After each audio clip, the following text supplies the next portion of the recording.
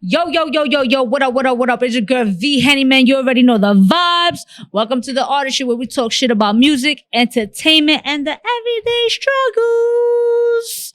And you know how we do. We always have a dope guest in the building. We have recording artist. She's a dope person overall. She reps Blaq, Georgia to the fullest. We got your girl, Bella Blaq.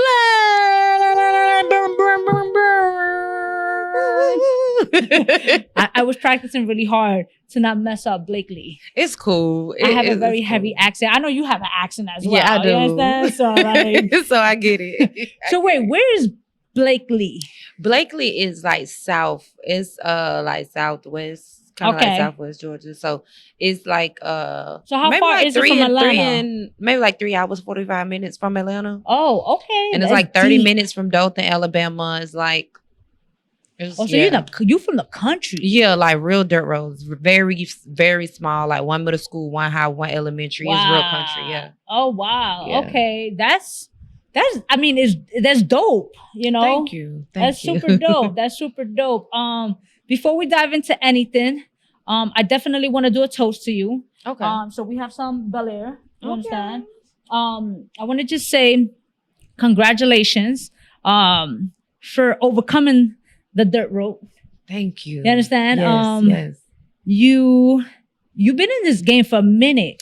Yes. And I feel like I'm going by energy from your page. Mm-hmm. I feel like you came to a place where you are overcoming obstacles like challenges or like discouragement and just feeling stuck. Absolutely. You know, and the fact that overcoming that, it's a challenge, obviously. So it's like, I give it to you because it's not easy. It's not. So the fact that you're pushing through it, you're pushing past the pain, you're motivating yourself, not only for yourself, but your family, your kids and everything. It's a beautiful thing. Thank you. I appreciate that. You know, so this is to you. Thank you. Definitely. Thank you.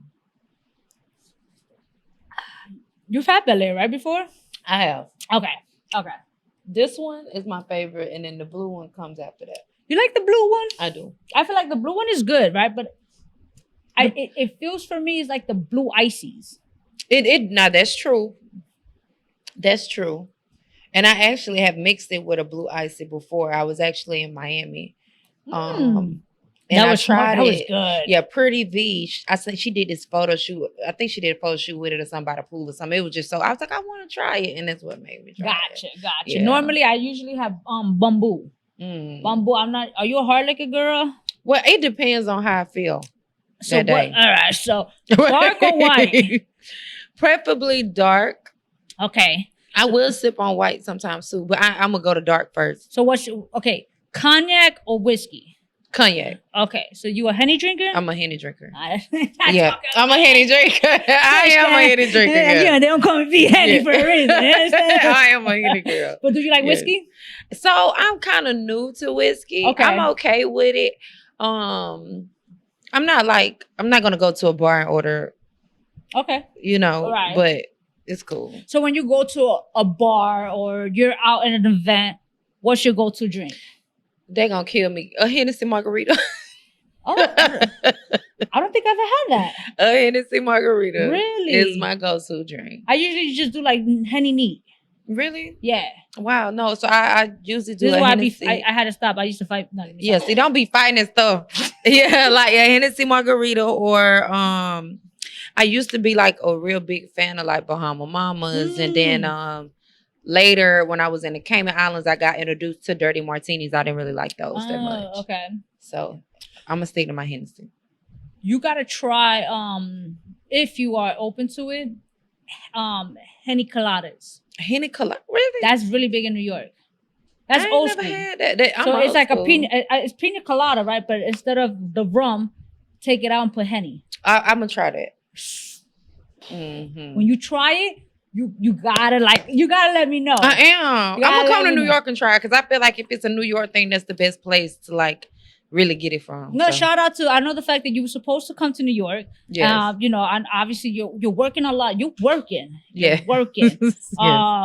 You know, and whenever you come to New York, let me know. You understand? Like, I got you. I definitely wanted to dive into the fact of word on the street is that before you was Bella Blaq, you went as Pretty Hood.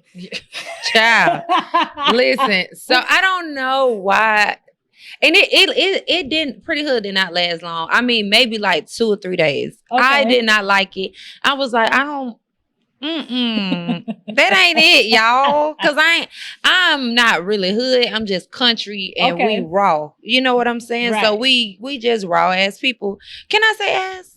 No, you can't fucking not. Oh, okay. No, I just So yeah, I was like, nah, Pretty Hood ain't it. So we ended up going back to the studio, and this girl was like, well, let's try, Bella Blaq, because you're so pretty and you black. And I was like, well, Bella Blaq works because Bella means beautiful. So every time somebody acknowledges me, they're acknowledging me as beautiful black. Every time. Which I love. I feel like the name, and I hate asking like name questions because it's very cliche, but I love how the fact that, like you said, it's beautiful, beautiful black, like black love, like, like it's just black love for me. That's how I look at it. Pretty Hood, when I saw that, I was like, pretty, okay. I was like, I like that, but I feel like Bella Blaq is more universal. It is. It's more in a sense where, like you have hood and you have corporate. Absolutely. You don't want to stick, It's like you don't want to name your child a certain name and then they can't get a job because their name is... Here I go. I don't want to say this. No, oh, babe, I'm with you. You ain't got to say it, baby. We here. We here, boo. Don't worry about it. We naming our kids names that we can't afford. Yes. Come on now. I'm a drink to that. Shit. But I'm looking at I met you. I don't think you remember, but I met you. I believe like about a year and a half ago. I was out here visiting. And it was like a parking lot. It was like a sneaker store having like a pop-up, I guess, event. Wow. And they had performances, whatever. And I just randomly went there with some artists. And I was getting like popcorn, like Hennessy popcorn. I know exactly what you're talking about now. Okay. So you was walking around and I saw you and I was like, she looked like she do something. You understand? And so you here talking, you was with a few people, and I was just like, I approached you and I was like, yo, I go by V-Henny, etc. And I introduced myself. And then you tell me who you are, and we followed each other. Yeah. And then when I started seeing, I was like, yo, you got something. Thank you. I appreciate that. So you've been in this industry since you was like what, 15, 16? Yeah, for a minute. Yeah. A little bit before. Yeah, like 13, a little bit 14, before that? Yeah. Mm-hmm. What I know you started as a little girl. Like, right, I did. In church, right? Absolutely. When can you say you fell in love with the craft that led you to become the artist you are? So that question is always so like tricky to me, because the more that I have time to myself to like sit down and think and actually like get past all the bullshit that I went through, it just be different little moments where I'll be like, maybe that was the moment that made me fall in love with it. Maybe that was the moment that made me fall in love with it. But really performing and freestyling in school and things like that, and people actually telling me like, hey, you got something.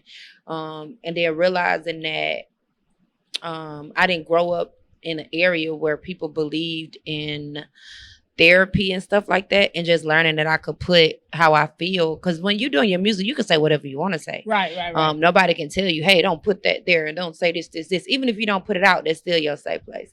And so, just growing up and being talked about for being dark skinned and being bullied for that, it was just a lot. And so I just ended up putting a lot of that stuff into my music, and that my whole life really, I guess you could say, I don't know.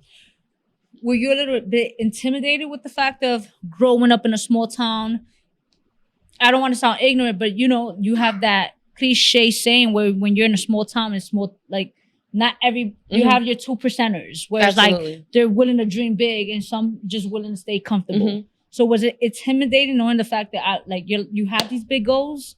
No, never. Okay. Was it intimidating? Did I go through things trying to explain my goals to people that my goals intimidated? Yes. Okay. Family didn't understand. My mom didn't understand. People don't down with to get it, because That shit wasn't big. Now people are starting to understand because the world is moving more into like a entrepreneurship type of vibe and things like that. For those people that have a desire to do so. But yeah, no, I wasn't never really I just was always rebellious against anything they had to say. And my family knew like this girl gonna do what the fuck she wanna do, regardless if they understood it or not. So I wasn't really going. Yeah. And within this process though, like when can you say you started really taking your craft seriously? Maybe I guess you could say when I moved to Florida, I went through a breakup. No, when I was in Florida, and in Florida I ended up going through this breakup, and I dropped my first single song by myself, and it was called "Get to the Money," get to it, pretty much. And that's when I knew that like, okay, I'm not gonna stop no more. I just want to take this seriously. People loved the song. It was my first time ever like having a viral moment before viral was like real big. Right. And things like that. It was getting picked up on like Ball Alert, you know. Right. You know, those days. So it was just, back then. Where in Florida? Huh? Where in Florida? Destin in Fort Walton. It's in the Panhandle, near like Panama City, Pensacola. Okay. Yeah, that area, yeah. Oh, damn. Okay. So when did you come back to Georgia? I came back to Georgia 2018. So how was that transition? Because you was already in Florida. So that, knowing the fact that you started taking it serious in Florida, again, you was doing music, but taking it serious in Florida, now going back to Georgia. So I didn't go to it. I didn't go back to my hometown. I came to Atlanta. And I came to Atlanta. So for me, it was like my friend Nikki Meeks, I love you, shout out to you. And me and her went back and forth. And she was like, girl, make a vision board. That was my first time ever hearing about a vision board, ever. She's like, make a vision board, put down your intentions, what you want, how you want this to go when you go. And she was like, this is what you stick to. And I appreciate her so much for that, because I feel like if it wasn't for her, I probably wouldn't have made the move, because when I was in Florida, I was making so much money doing other shit. I kind of like didn't really care, you know what I'm saying? So I went through that heartbreak with that breakup, and I made that song, and I was like, shit, like your music, that's something that no matter what you go through, you always go back to it. And so did that, talked to Nikki, we did the vision board. I left everything in Florida. I left the lifestyle, the monies, the people, the relationships, and came here to Atlanta, and I just been pushing it since. Yeah, you know like how you said, like, you know, you was making your money doing other shit, right? Mm-hmm. You know how when you continue elevating, sometimes you got to leave those other shits behind. Absolutely. How was that? How did you take that in? Because I feel like when you leave certain things in the past, you know, you get the criticisms, you get the opinions, you know, like, oh, she thinks she better now. She think, you know, right. So when it comes to that part, like, people gonna say what they gotta say regardless. Right. Whether you working at McDonald's and quit McDonald's and go to JCPenney, they're gonna be like, you think you better? So those parts didn't really bother me as much. It was more so a personal thing with itself, because I had a big downgrade in life financially. You know what I'm saying? And I just had to make that decision to look at the fact that I wanted to be a better human, a better person, a better entrepreneur, you know what I'm saying? Mm-hmm. And just realizing like, damn, I'm really finna leave this life, this life alone. I don't know what's ahead of me. Ahead of me.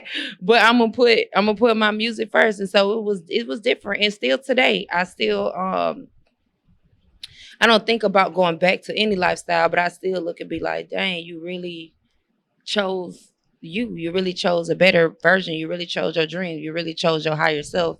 And to me, that's enough for me to keep going, and for me to tell myself every day how much I love myself and how proud I am of myself. And that's dope, because, you know, as an entrepreneur, as a mom, as an artist, you're impacting your kids for the future. Absolutely. To see things in a different light. Absolutely. You understand? And even down to your, let's get into how, like, even down to your post when you walking your kids to the close your eyes, you get in the car, and there's a horse. Right. You understand? Right. So he was mad at me. Wait, he didn't know for real? Like, no, he didn't. No, he didn't know. No, he didn't know. He still don't get it, but that's generational wealth. You know what I'm saying? Right. So he'll be fine. But you taught yourself to, I think one of the bit hardest part, especially when we grew up or grown up in a place of not having anything, right? Sometimes we're so comfortable, not all of us, but you get so comfortable with the negativity in a sense, right? Where we think it's normal. So when you are that person to willing to step out the box and be like, yo, I gotta put myself first. I have to learn how to break generational curses, absolutely, and learn how to unconditionally love myself.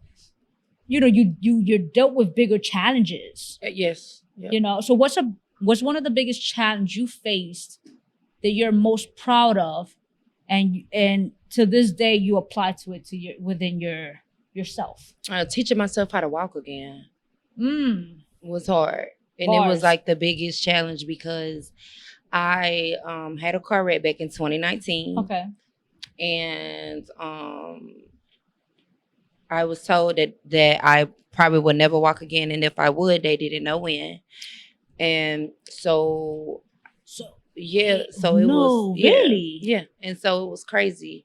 It was different because the doctors really like gave up on me, and then I ended up finding out. First, they couldn't tell me what the hell was going on, and then finally, I found a good doctor, and it was like, you have permanent nerve damage in your left foot, and I was like, well, damn, okay.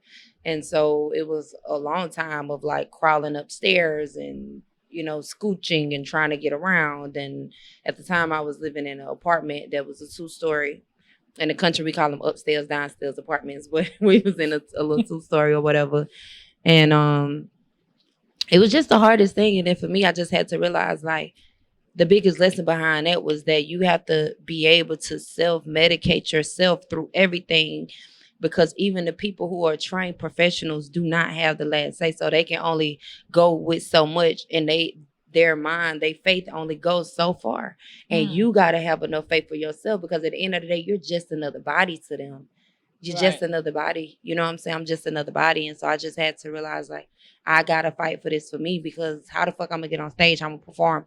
How I'm going to pull up at my kids' basketball games? How am I going to walk down the aisle if I want to get married? Like, how am I going to be able to do those things? And so just realizing that you have to be the person to heal yourself. You have to be that person that makes yourself, hold yourself accountable to continue to be able to be great and to do things that you want to do. So that was like probably one of the biggest. Wow, that's beautiful. Ones. Thank you. How long was the process of you getting back to just the walking stages?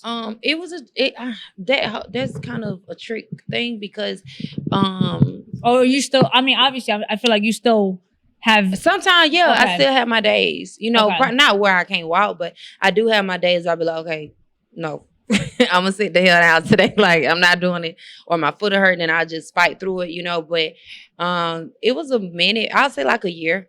It's a little bit of change, because it wasn't a consistent thing. Like, consistently, I couldn't walk for a few months. And then I would walk and then it'll stop. Like, I couldn't take it because it was so much pain, pins and needles, couldn't feel my foot. It was just all kind of crazy stuff. Right. And then I'll be walking, and then I'll be walking normal. Then I walk with a limp. And then my foot hurt again, and now I can't move it. Now I don't feel it. Then I'm walking, and then my foot give out. You know what I'm saying? Wow. So it was just a whole bunch of different stuff. Like, it was a really long, depressing time. Very dark. Very, very, very dark. Very dark, because I lost everything. Then I lost my house. I wrecked my car. I had a store. So all of that I talk about in my upcoming project, Dirt Roads. Right. And that's the whole thing. Like, yes, I come from Asheville dirt road, a real dirt road. We rode fucking Georgia Clay. But the dirt road is the ongoing story. It's the ongoing decisions and the ongoing just excursions and laps and things like that you're running all the time. Just different things that you're going through in life. Not all bad either. Right. I mean, it's not. I mean, because you're still here. It's you. I'm assuming you learned a lot about yourself. Yes. What are some things you would say you learned about? I learned that I had a hard time depending on people. I learned that forgiveness was for self, not for the other person. That's one of the biggest. That's a lesson that And that lesson took a lot of time. And that was probably the hardest dirt road that I crossed, because we want people to feel how we feel, and we want people to understand. And it's like, bro, you're sitting up here and these people that moved on, get over it. Like, you're an adult, bro. Right. You want to wake up every day and feel this way about this, or fuck that. Forgive them and move on. You don't got to forget. But for you to be able to do what you need to do, I feel like those are different. Those are different things that I learned. Learning that self-care is not about going and getting your nails done and your hair done and things like that. It's about being kind to yourself and knowing that you control your thoughts, and that your thoughts control your feet and your mind and your hands and your tongue and your actions. It's just a lot of shit that I learned, like on these fucking dirt roads. It's crazy. Wow. Yeah. Wow. That's why this project is like so dear to me, because I was able to like really heal a lot, face a lot of things. You faced a lot of demons. Yes, that was internally, and realizing that a lot of shit, it be you. It do not be them other people. It be your ass, and you got to be willing to really dig deep into that stuff and realize, like, hey, if you see things coming, why do you keep putting yourself through that shit? Right. If you already know that 1 + 1 is 2, why the fuck you trying to let a bitch tell you that it's 6? You know, so and why do you feel like it's 6 when you know that it's 1 + 1 is 2? You know, so just a whole bunch of stuff. I'm really excited, really ready to like show the world this. So with this project, you know, because I definitely was gonna dive into the project and the fact of, you know, like Dirt Road, you know, like the whole concept of it, you know, and the fact that you digging deep. What was the most challenging part of digging deep? Because you gotta be vulnerable. Now you gotta let people in, you know, like the most challenging part of digging deep with this particular project was very much so being vulnerable and realizing that I am really, for the first time in my life, being transparent 100% in my music, and not because I'm an artist. Right. I'm a storyteller. I'm a lyricist. You know what I'm saying? So I'm very good at painting pictures and things like that. And this was like, no, bitch, this is the raw, uncut, real. This is how you felt. This is the type of things that happen, and being willing to be the person that's, you know, to put all that shit out there. And yeah. Do you feel like this project somewhat made you feel uncomfortable with your artistry because you're putting yourself out there? Yes, absolutely. I was let me tell y'all, first of all, a lot of the project was actually, and I'm still working on it, was actually written on the fucking dirt road. I really am living on the dirt road. I know. I mean, your promo, bro. So I saw the bed on the dirt road. Yeah. But the marketing you're doing behind it, I'm being a completely like keeping a stack like over 100 with you. It's like I love it because I'm a visual person. Mm-hmm. So the fact that you're painting this picture and I'm visually seeing it now. Not only that we're gonna hear it, but now we're visually seeing it as well. So that's crazy. Thank you. It's so the funniest part about that is, so considering the fact that it is a dirt road, I'm living on a public dirt road. I'm not living on a private dirt road. Is the people that actually have house, because it's not a house. The people that actually have houses on the dirt road, and they be like, "What are you doing? Why are you out here?" I'm like, you wouldn't understand. They're older people, so I know they won't understand. Right. And they very wealthy, like uppity, like they don't know what the fuck going on. So I'm just telling them, like, I'm just out here. I feel like for me to complete my project, the best way for it to happen is for me to really be living in that element, actually out here. And that's crazy. And yeah, it was funny. So it was hilarious because the other day I was doing like a day in the life video, and the police came. It was this black cop, and he came and he was like dying laughing before he even got to me and the videographer. And of course, my bed is in the middle of the road. So I know, you know, that it shouldn't be, but I don't want to be on the side of the road. So anyway, the cop pulled up and he was like, "We got a complaint." And I was like, "Oh, about what?" He was down laughing. And he was like, "They called and said that you were doing a photo shoot in the middle of the road and that you had really been out here every day. And this, you know, they've been seeing you for like the past few months and you've been out here on this dirt road." And I was like, "Well, it's a public dirt road, so do I have to leave?" And he was like, "Well, no, we can't make you leave, but you do have to get out of the middle of the road."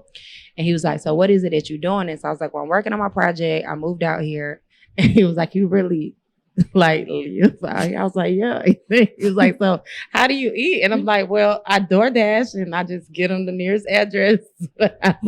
And I just stopped at people, and he stayed there to watch us, like finish filming for the day because there's no light out. Okay. So I have to try to wrap everything up when we filming and stuff, so that the people don't get caught in the dark or whatever. I don't care because I'm used to it, but people are weird when you out in the wilderness and shit. And so it was just a funny thing because I thought that they was gonna complain about some other shit, and they was like, "No, it's this homeless bitch outside that's taking pictures and what the fuck is going on?" I'm like, "Bro, I'm not homeless. I live on your road, but I'm not homeless." But that's crazy, the fact that you're putting yourself through that experience. Yeah. That's a really big part of the healing part.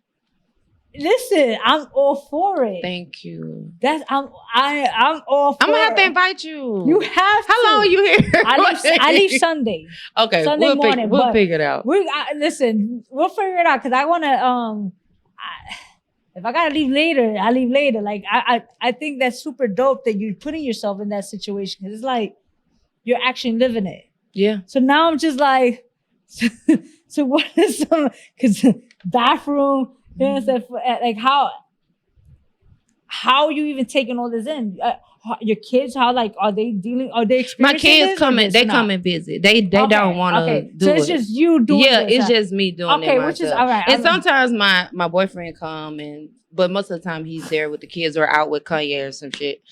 So yeah, everybody think I'm crazy. No, you know what though? I always say, when people think, I feel like those who think that we're crazy, I look at it like we're geniuses. Absolutely, I agree. This is when you produce the most beautiful, most, relatable content there is. Absolutely. So now you you in this, you literally living on a dirt road. Mm-hmm. What are some of the challenges you gotta face? When I gotta do the number 2. Yeah, that's what I'm like. So that's really the only challenge. I swear to God. So how is it? It really ain't many challenges like that. So do you have like a whole you doing that like that type? Well, I do, but I don't know how to say English. I'm not gonna give y'all everything because in Spanish you call it eletrina, right? They have like a whole type thing that like. So you gotta come see. It's going. The content is coming, y'all. I promise. The vlogging is crazy. It's scary. It's been. Have you dealt with wild animals? I'm sure you have. Not a lot. Okay. Not as much as I really thought. The most is like deer every now and then. Not as much. Because you got to think I've been out there for a minute. So it was cold. It was a few months. So it was cold. It was cold when I first started going out there. It was cold. It was fucking cold. When I tell you cold. So wait, are you in a tent? No, or like a bed, like the bed, just like the that? bed, like how I'm seeing in the video, like it's just a bed. Yes. Now you. And I don't know how to do no tent. Anyways, I'm not good with tents. You should have got like a. You don't know how to tent? I don't want a tent. I mean, I get it. She wants. Now what I was thinking about doing is, so I have a fan club. Make sure y'all go join my fan club. It's on my website, BellaBlaq.com. You hit join waitlist, it takes the fan club. So what I want to do is a sleepover for about 10 fans and allow them to actually come. And if they want to bring a tent, then they can, but I don't want them to because I want them to actually feel. You're going to have the neighbors tight. The thing. Look at all these fucking homeless motherfuckers. They probably, the police probably going to be like, all right, bitch, y'all got to go. Y'all got to go this side. Too many y'all out here. But yeah, I want to do that with maybe like 10 of the fans to just kind of bring them out and let them get to like experience the whole thing. But yeah, I got a whole setup. Like, so to the left is like this field, and well, it depends on how you come in. And then like to the right is nothing but like open woods. So I can just, and then it's like a stream. I can go back there and do whatever I need to do. I thrift a lot, so hardly ever do I wear the same thing. Multiple times, but do you like wash up at the stream, or I'm not even gonna lie to you. So I do, but I don't use like bath rags. I just use like soap, and then the they have like these rags that when you pour water on them, they expand, but they not like cloth rags. Okay. You know what I'm talking about? I I don't have know an the name of the idea. material, but it's kind of, this might sound gross, but it's kind of like a tampon. So when you wet it, it expands. Okay. It's like that. And so I Okay. just use those different things. So Okay. between that, my feet, going out there in the stream, bottled water, a Have lot you of bottled done- water. Really? Like you filter the water and everything? Not just go buy, I ain't gonna lie, I just buy you the just bottle. buy- you buy the water. I ain't Okay, gonna lie okay. like that. I ain't finna do all that shit. That's a lot. I'm here thinking you're doing like a whole episode of Alone type thing. Yeah, no. I was about to be like, yo, you go hunting? Like, no. she's like, nah, I'll get my food. Yeah. And sometimes I grill, I do like this little small, this little small grill and shit. I ain't got enough water to put on no fire out there, bitch. Gotcha. So just keep it like, Okay. And then if it rain, I will like go to my car. Okay. Yeah. Okay. That's dope. I have my boyfriend to just bring the car. He'll leave it. He'll Uber back home. Okay. It all depends. Okay. So how long are you experiencing this? Until I finish the project and then a little after so that my fans can. Okay. So probably, I don't know. I mean, however long it takes to get the job done. How many tracks you have right now at the moment? I'm sure you have a lot. Confirmed 5. Okay. I've recorded maybe 22 songs, 23. Okay. But just going through that whole thing. Right. Yeah. There's a process. That's what I was gonna ask you next. But before I ask that, how many tracks are we expecting? I don't know. You don't know yet? You just want to whatever feels right. Whatever feels Okay. right. So those 20 plus tracks you did, you confirmed 5. How was that process like? Because I feel like that's such a it was a lot because again, you're doing a lot of shadow work. right. And so you're very open, you're purging a lot. So it's a lot of stuff that's coming out. And I'm not saying that those other songs won't come out ever, but I don't like them for the project. It's this one record called Dear Mama 2. That was probably the hardest song to write. And that was just because like me and my mom had this crazy ass relationship. So that was probably the hardest song to write. Gotcha. So yeah. How long did it take? Because just by that little pause, I know it was personal. Yeah. Like you dug deep. Yeah. How long did it take you to dig deep? It took a while. That song probably took me, I don't know, because I kept starting and stopping. Like I couldn't get past the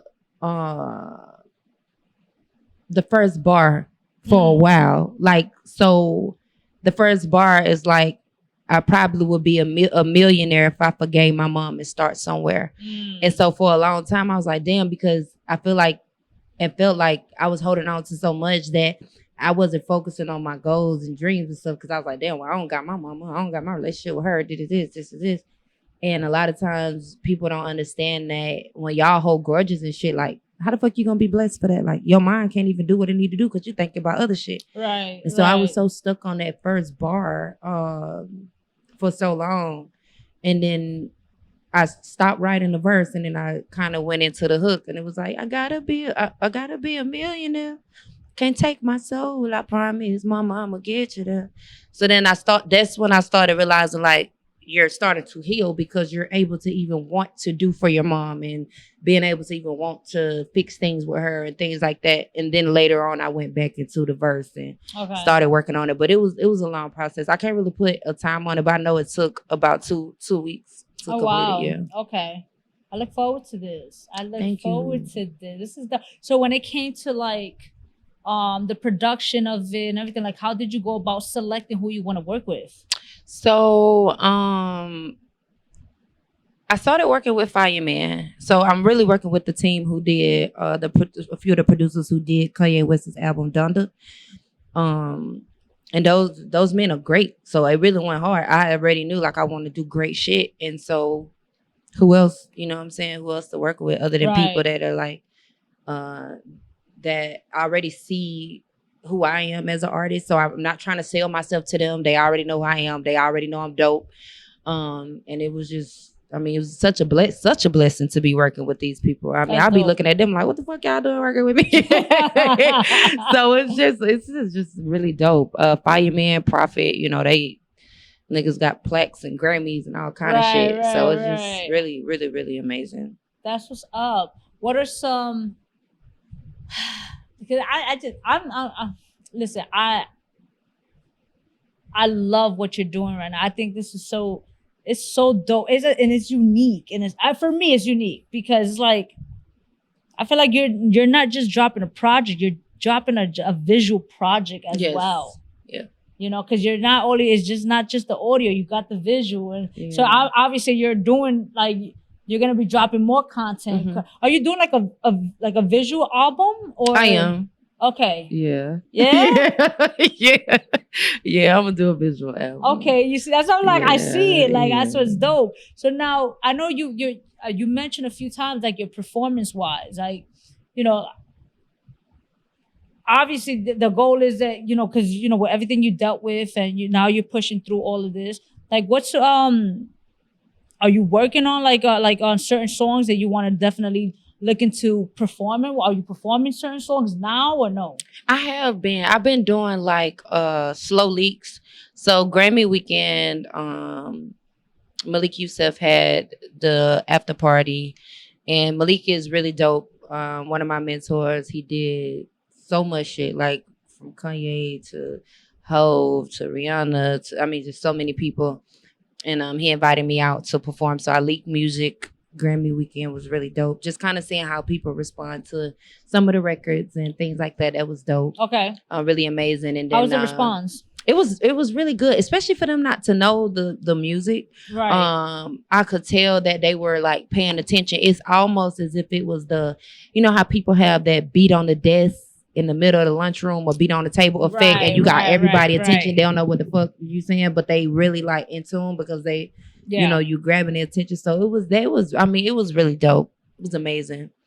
From when you started to where you're at now, what are some of the improvements you noticed within your artistry? I'm way more open to different things. When I first came in the game, I was shoot, kill, fuck bitch, fuck nigga, coochie.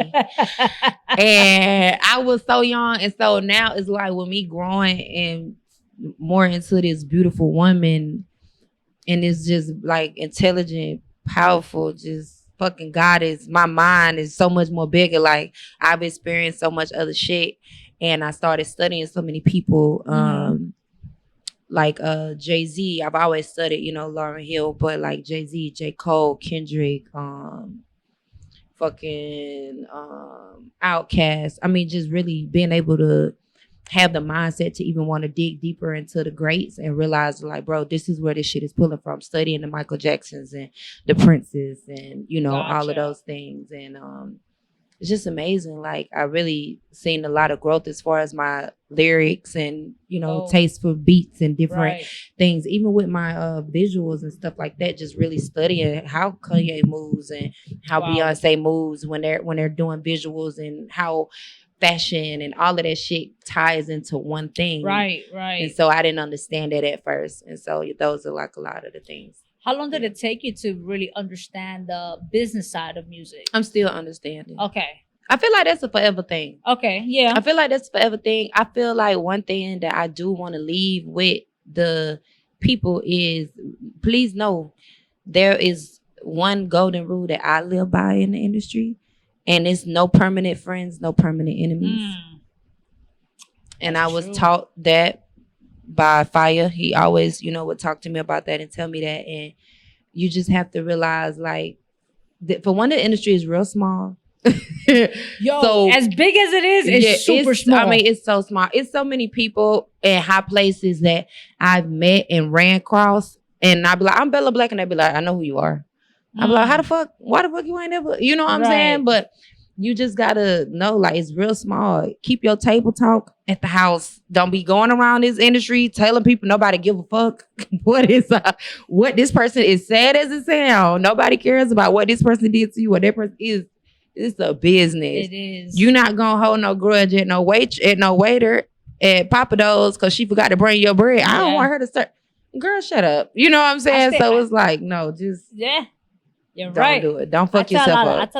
I tell a lot of people, like in this industry, like don't burn bridges if you don't know how to swim. It's true. Because again, like relationship is currency. Kanye says it a lot. You know, like I'm a strong believer in that. I was just saying it earlier. So it's like, why burn? I mean, it's chess, not checkers. Every time. So I like how you said that though. Like, you know, like it's no permanent friends, no permanent enemies. That's very true. Yeah. And you just, be you. The only thing real is what's within your four walls. All this other shit is work. Right. You know what I'm saying? Right. So yeah, don't get, nah. What's a misconception people have of you viewing you through social media? Everybody think I'm bougie. Everybody think I'm the most goofiest I swear to God, like I don't take the shit seriously much or nothing. Like everything is a joke to me. I get in trouble a lot for that. Even as a grown adult, like people be like, "Please chill." I be like, "All right," like because life just too short. But yeah, a lot of people think I'm bougie. They be like, "You, I thought I couldn't talk to you. You cool as fuck, duh, bitch." Like I don't even know why you think I'm bougie. Is it the pearls? Is it the fucking? She said, "Is it the pearl?" It's just your persona.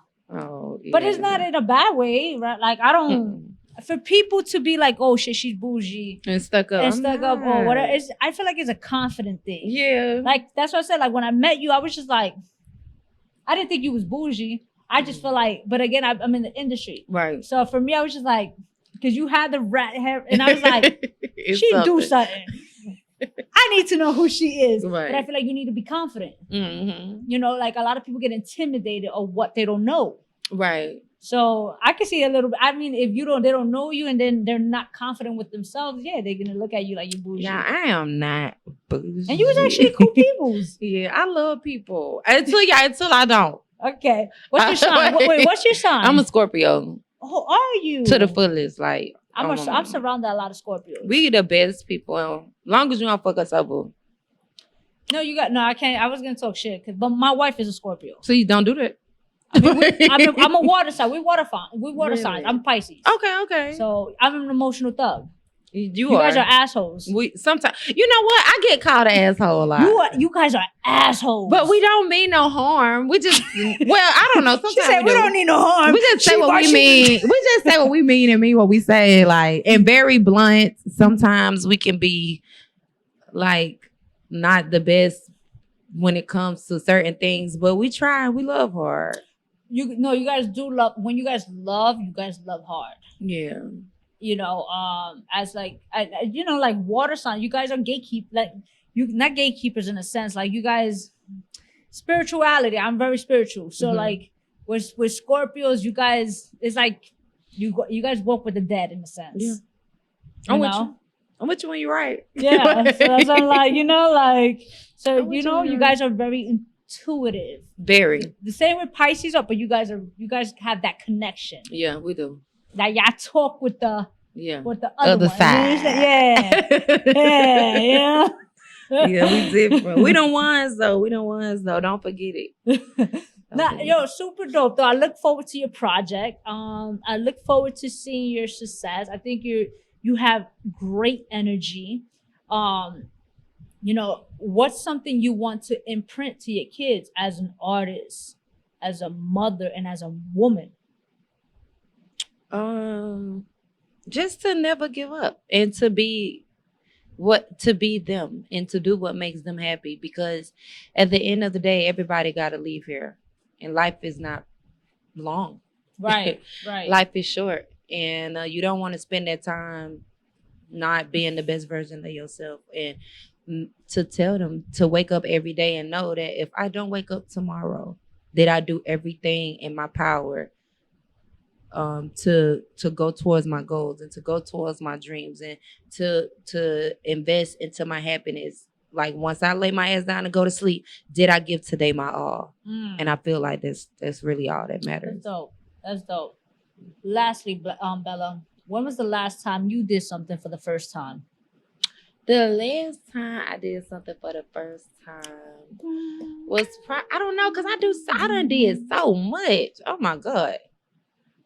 Oh, well, that's kind of deep. The last time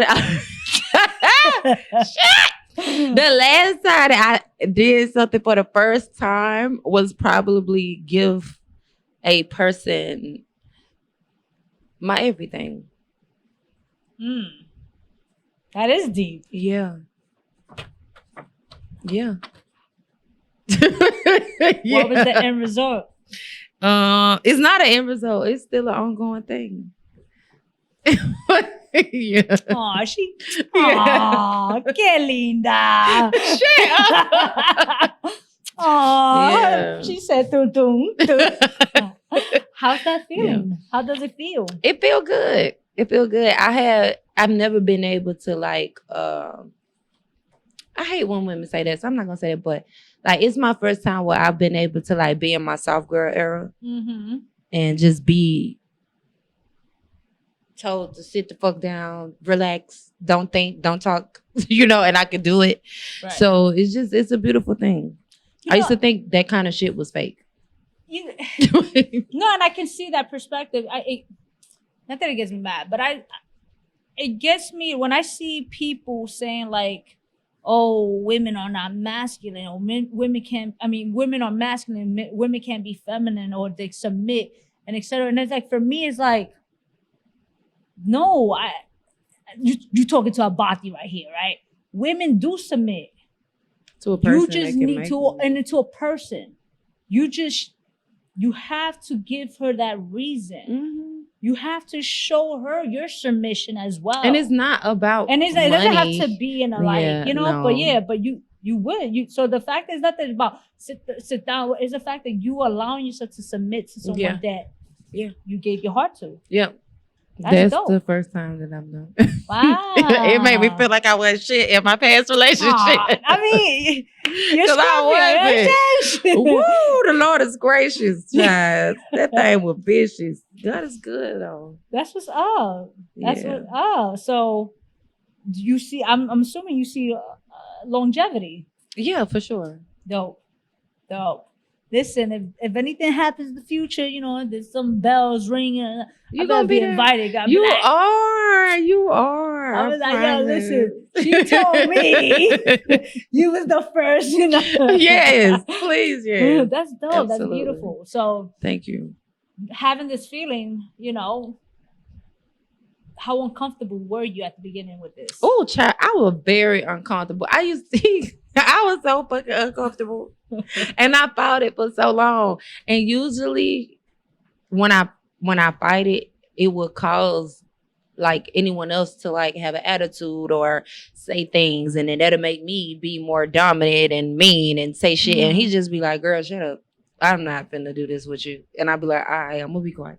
Like he didn't pay nothing, all the shit that I was trying to like throw at him. He just was like, all right. Isn't it like and not paying it no attention, like because he knew what he wanted. Right. Too. So it just made it like super dope. But isn't it a beautiful process where you have, you can, even though it can be toxic at moment, but you have a healthy relationship? Yes. And I can honestly say we've been dating for a while. And by now, I'll be done made it toxic. That's what I'm saying. And it ain't been that. I had no desire to argue. I have no desire to like challenge him. I have no desire to whatever the fuck he say. I'll be like, all right. But he still allows me to be a woman. Still allows me to, do certain things. To grow, yeah, and to be able to be like, all right, you need to take a minute. To get yourself together. What's his sign? What's his sign? He's a Scorpio too. We're a few days apart. Oh, wow. He's actually, he produced the project. I didn't stay no business with him. I was trying to, because I usually never put business with business. But before we started dating, we wasn't working together. Gotcha. Okay. So you guys was friends first? We was friends first. So we didn't start working together until after we was already in the relationship. Gotcha. Then we started working together. I'm sure you guys had a lot of challenging moments with that. Well, believe it or not. With the project. So let me tell you what's so crazy. No. Okay, that's good then. I just feel like because sometimes me and my wife, when we work together, it'd be challenging. Well, let me tell you something. For one, he has worked with some of the most amazing people. Okay. So, and he's amazing. So I just let him, you know what I'm saying? I still do my thing. But whenever we have ideas, he give me an idea. We're very straightforward. It's no like in between. Right. He either be like, no. Okay. And now I don't ask him why, and he don't ask me why. Gotcha. Or he'll be like, hey, babe, I got this idea. I'll be like, I'm not fucking with that shit. And he'll be like, all right, on to the next. We don't personalize it. We don't think too deep about it. We don't have time for that. We just Right. keep, it's so much other shit that we got to do. And Mm. considering the fact that we're in a relationship together, the most challenging part is not wanting to sit there and be adults all day. You know what I'm saying? Mhm. That's probably the most challenging part. Okay. Because for the most part, everything is like the healthiest That's dope. thing. That part is what was scary. Because it was too bright. Right. I was like, nigga. It's a little too good to be true. You understand? But yeah. No, I get it. I think, and like I said, like, listen, I feel like, you know, you having the life you have, overcoming so much, you know, we sometimes we are the toxic people and we don't even realize it, you know? Yeah. So that when you start on that healing process, that's when that shit hits you, when you're like, oh, It was me. it was me. Like, Yeah. you know, so the fact that Yeah. you overcame, again, that's what I said, like with the toes, like the fact of you overcoming so much, and again, I felt like you felt stuck so many times. I did. And it's hard. I think people don't understand, like, sometimes it hurts when you feel stuck and you don't know what to do. And A lot of people crash out. That's when a lot of people stop. That's when a Right. lot of people do a lot of bad things. And that's why to themselves. And I always tell people, like, at the end of the day, bro, just do what works for you. Because Right. that's the only thing that's gonna survive. Right. Do what works for you. I have so much more respect for a person that keep trying and can't get it right than a motherfucker that don't try at all. I agree with you. Like, I'd rather you keep trying and keep trying and keep trying and keep trying and keep trying. You know what I'm saying? Now you got to make sure that you can alter those things and know, like, all right, how do I switch this when I see this coming to make this better and tweak this so that you can hit, you know what I'm saying? And be successful in what area that is for you or whatever they look like. But yeah. Well, congratulations. Thank you. Congratulations. I look forward to your future. I look forward to seeing the levels of success that you want. Thank you. You understand? That you deserve. So I just see nothing but greatness. Continue striving, continue inspiring. Because what you're doing is inspiring and it's motivating. Thank you. I'm grateful that you was here. For those that are watching, where can they find you? All that good stuff. Okay. So y'all can find me everywhere at Bella, Bella, Blaq. But mainly, I live on my website more so than social media, to be completely honest, because I'm always in the back office doing shit. So just go and visit bellablaq.com. That's BellaBlaq.com. You can find all things Bella Blaq. Yeah, it's really dope. Y'all already know the vibes. There shouldn't be no reason why you can't find her. All her information will be in the description box below. All you got to do is click on it, show love. It's free. And y'all know, man, it's your girl V-Henny, the Artistry Show. And we out. Rock out with your cocks out. Jam out with your clam out. Bow. That's funny. Thank you for having me.